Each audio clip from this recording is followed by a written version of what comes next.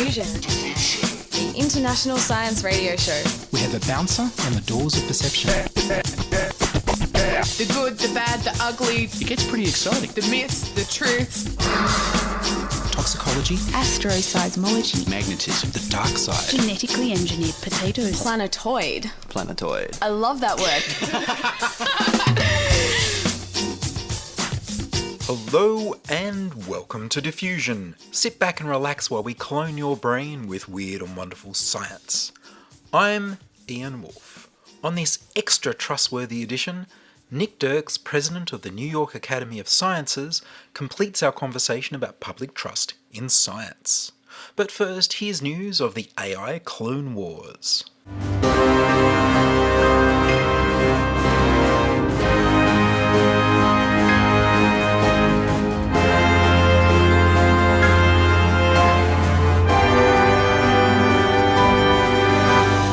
Cloned voice criminals? A woman in Arizona received a call from people claiming to have kidnapped her teenage daughter and demanding money, with her daughter crying and talking clearly on the call. They demanded $1 million, and when she explained she didn't have that kind of money, they settled for $50,000. The woman was with a group of friends. One phoned the police while the other phoned her husband. Her husband was able to verify that their daughter was safe and where she was meant to be. The criminals had cloned her daughter's voice using an artificial intelligence tool. The mother said it was completely her voice, it was her inflection, it was the way she would have cried. I never doubted for 1 second it was her. The latest software needs only 3 seconds of your voice to copy it, although the longer the sample, the better the cloning sounds. Over the last few years, there have been reports of criminals using voice cloning to pretend to be managers and CEOs, instructing employees to move funds over the phone. Now it's faked kidnapping. The FBI response was to tell people to lock up their social media to restrict criminals' access to your personal information. But that's not going to be enough. People can cold call you and hold a marketing or charity conversation with you over the phone and use the recording to clone your voice. Just saying hello might be enough. Or they could find you speaking in someone else's video. Or ultimately stalk you and record you live if you're a target they think is worth the risk. Meanwhile, voice cloning has hit TikTok in a big way.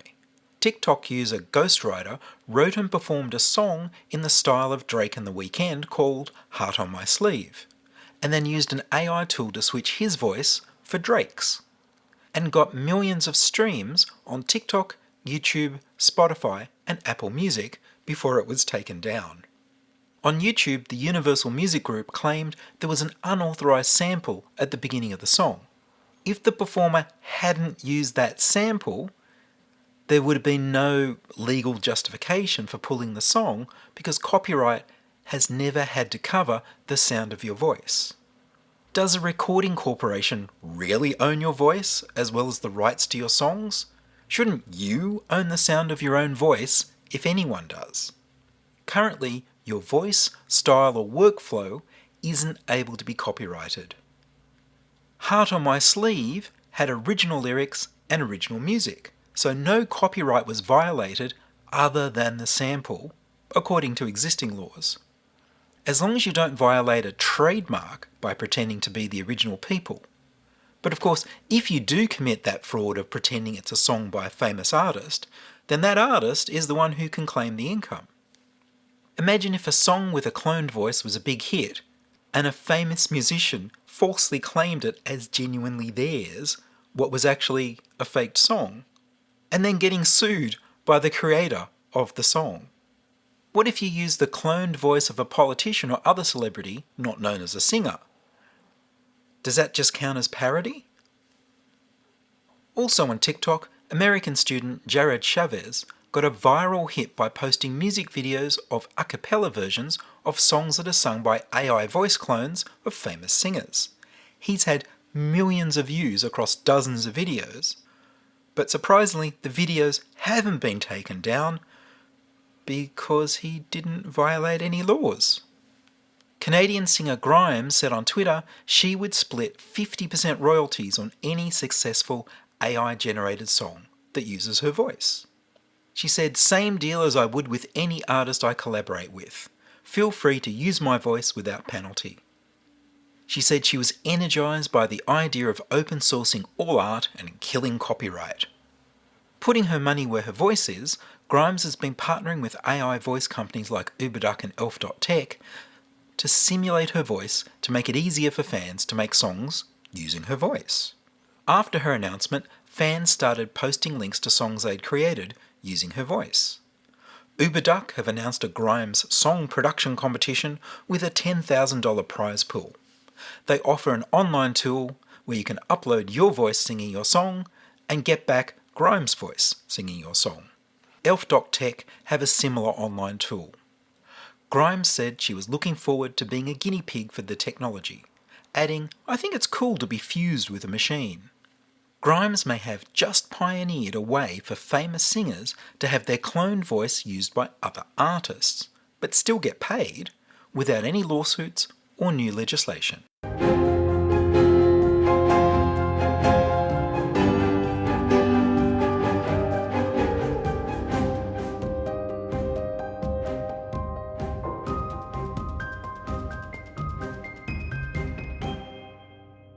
You're listening to Ian Woolf on Diffusion Science Radio. Send emails to science@diffusionradio.com. We're brought to you across Australia on the Community Radio Network and podcast over the internet on www.diffusionradio.com. Science and public trust. There have been movements from all sides of politics away from listening to experts, particularly scientists. Nick Dirks is president of the New York Academy of Sciences, professor of history and anthropology, and formerly chancellor of the University of California, Berkeley. I spoke with him by Zoom and continued our conversation by asking him, what is it about vaccines?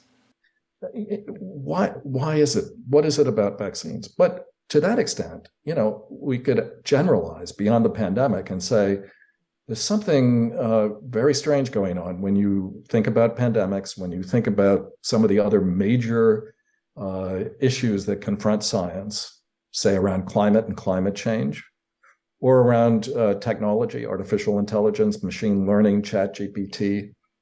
You find that in all these cases, there are such serious issues around them and such deep fears that are associated with them that we see almost a kind of resurgence of, dare I say, pre-modern thinking taking over and subjecting science again to this kind of skepticism at best and fear and deep distrust at worst. Climate, people are talking about extinction events.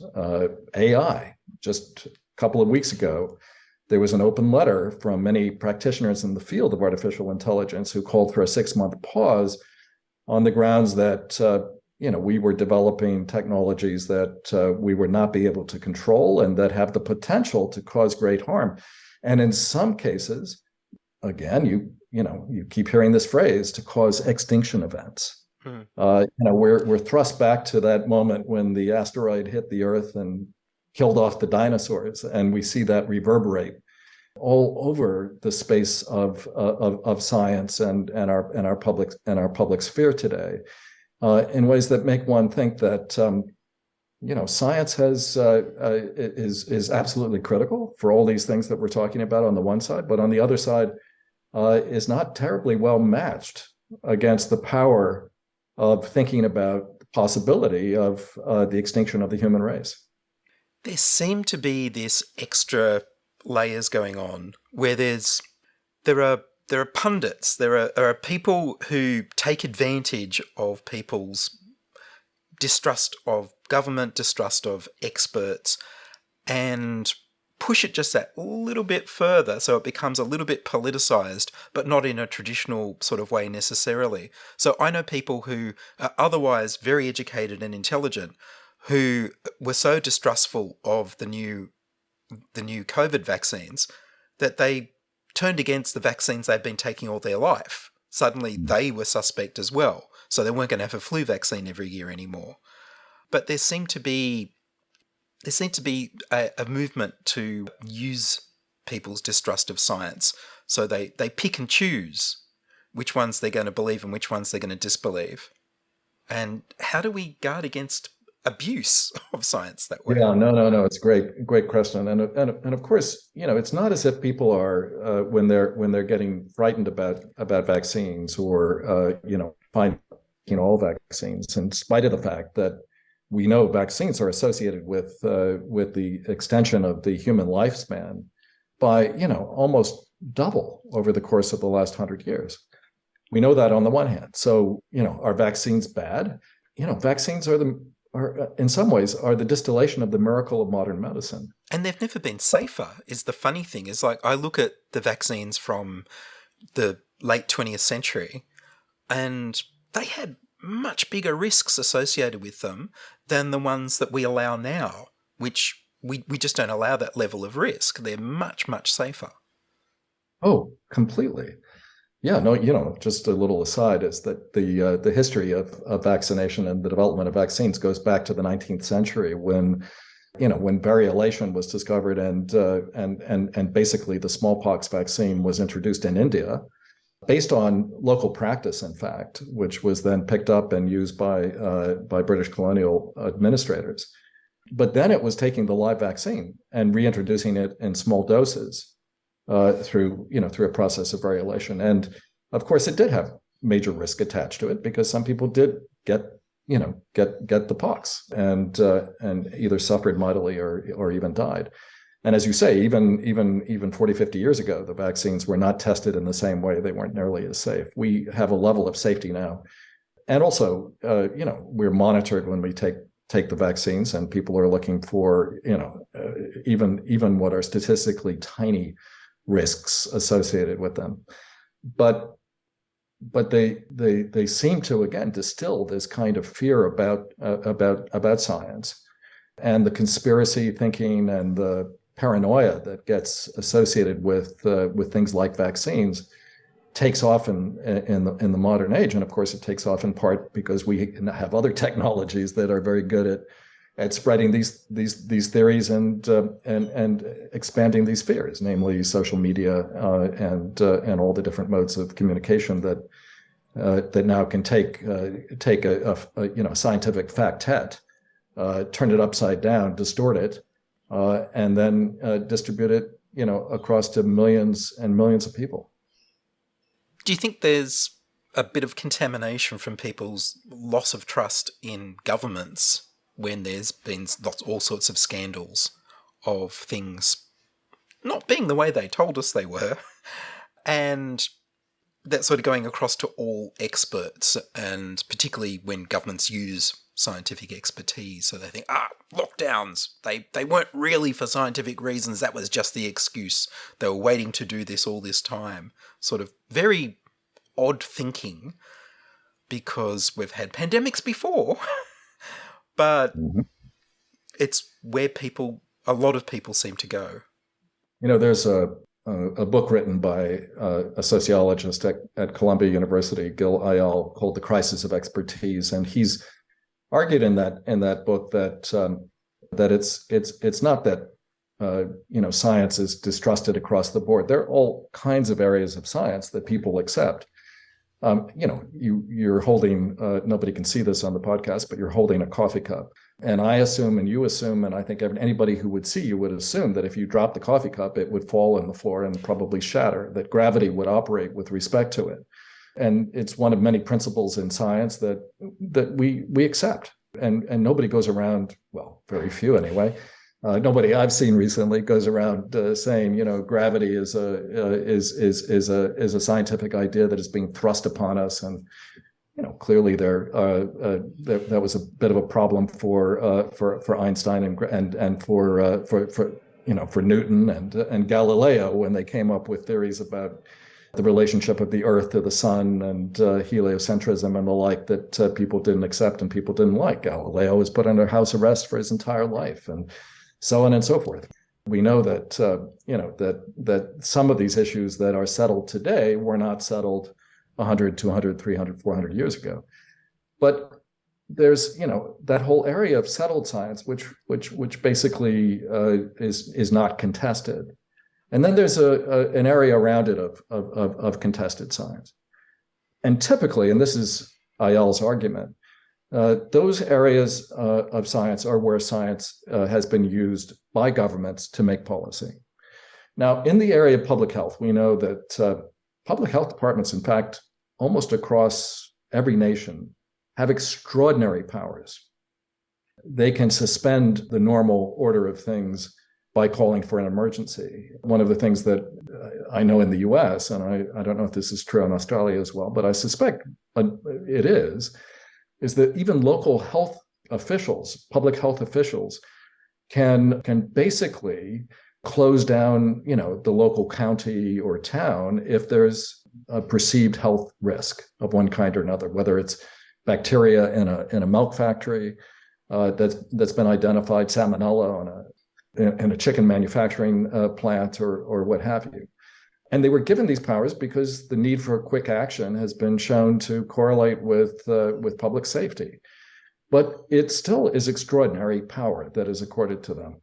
And so epidemiologists, in a way, have as much power as people in departments of defense and state, where there's national security that can always be used as a kind of alibi for, again, the declaration, say, of a state of national emergency. But here we have, the move of biomedical knowledge through the agency of public health officials taking on, this huge political power. And of course, it's often, and again, going back to what you were saying before, it's often based on educated guesses, hunches, knowledge to be sure, but incomplete knowledge almost always.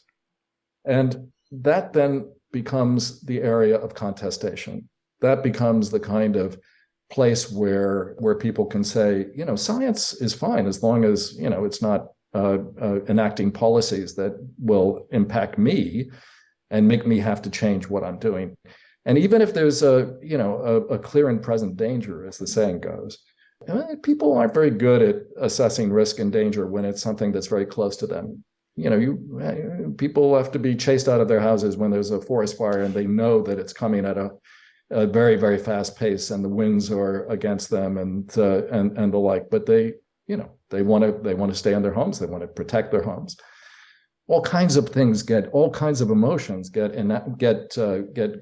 brought into play when it comes to changing your ordinary life and doing something extreme, which in the case of public health is often the case. So I only mean to use that example to say that I think the issue here is as you say, it's as much about government as it is about science. It's about where science and government go together and then seem to be exercising extreme and arbitrary power over your ordinary life.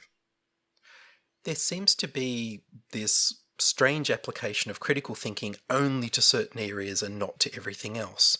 So that instead of critical thinking leading to more rationality or more understanding of the way the world works, you end up with the reintroduction of flat earth theory as being a new movement in the 21st century when we're going into space and we've got actual photos and videos of Earth and space. How can people be using critical thinking to come up with completely wrong ideas? Well, it may be critical thinking in the sense that it's thinking which is critical, but of course, it's not necessarily highly educated in those cases. I think about this a lot from the point of view of my past as an academic and indeed as an academic administrator, trying to understand why it has been the case that universities, which of course house vast numbers of scientists who do amazing work, whose work, whether it starts as theoretical or applied science, often is translated into products, into drugs, into all kinds of things that not only make our lives more convenient, but also make them healthier and make them better in all kinds of very discernible ways. And why is it that, universities too have been subjected to this heightened level of distrust and skepticism? To some extent, you think about the extent to which the universities have become more. The U.S. certainly have become more expensive, harder to get into.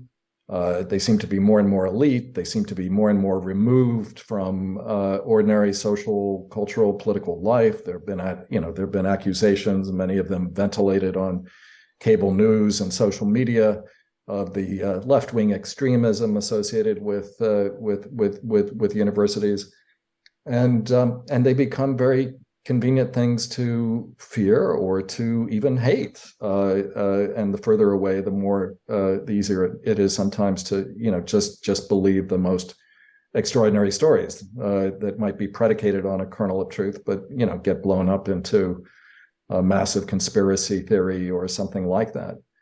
And again, you look around and you see that we're often finding that science just doesn't exist as an independent field of inquiry anymore.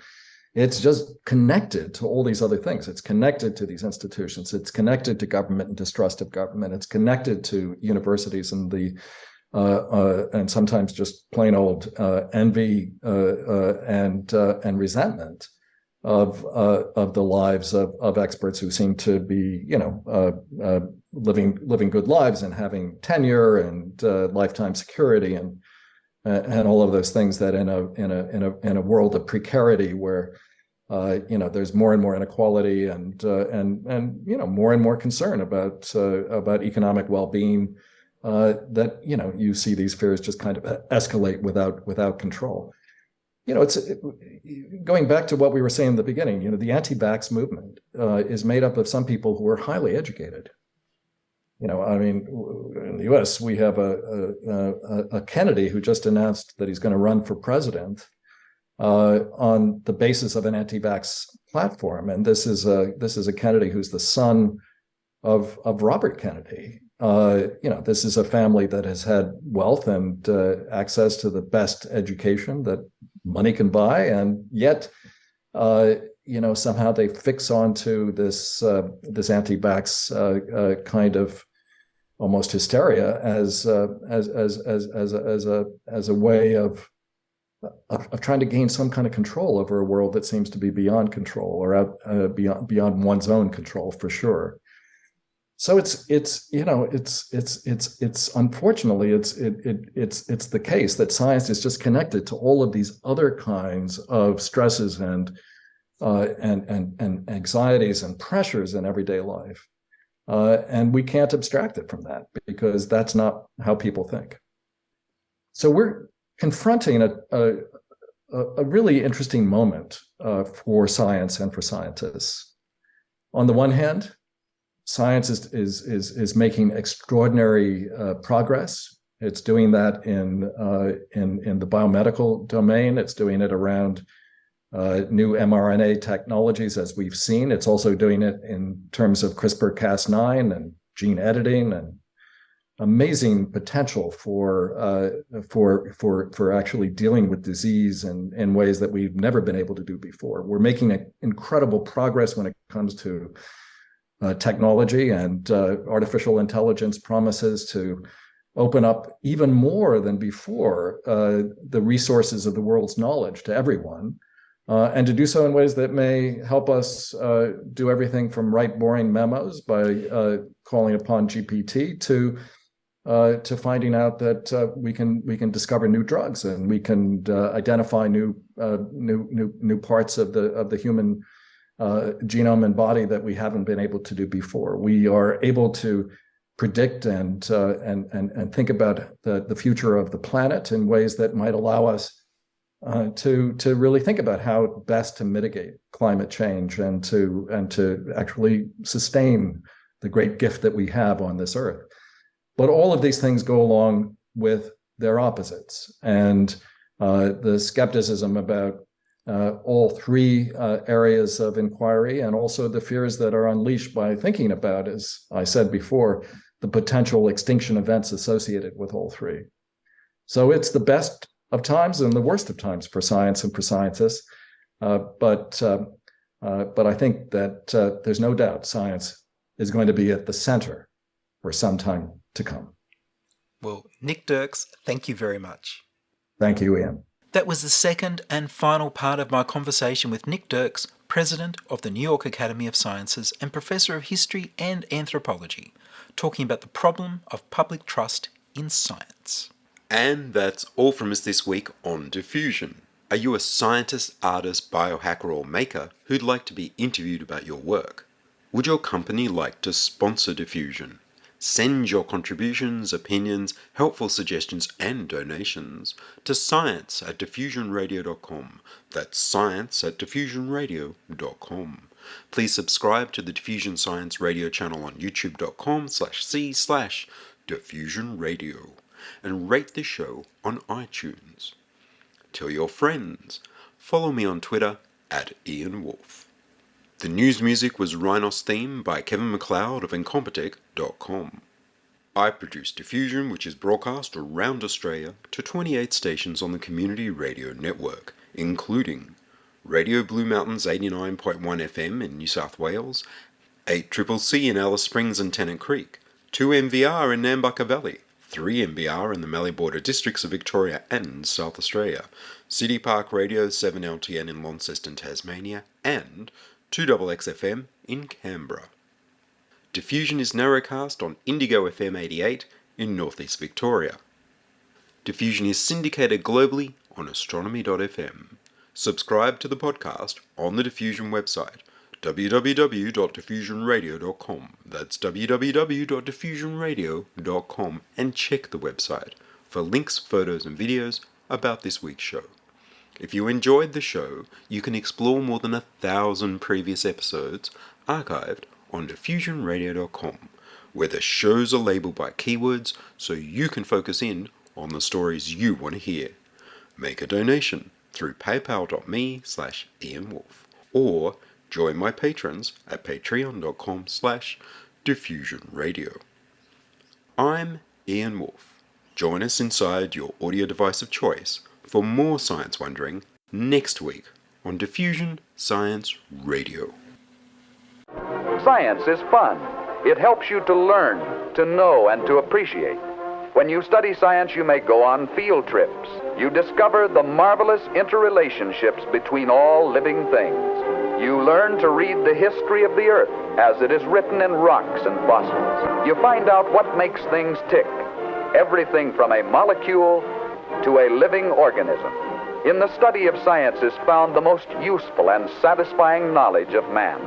Knowledge of his physical world, its past, its present, and its future. And in your moments of relaxation, now and in the years to come, you will find the study of science leading you into fascinating pursuits. Photography, collecting.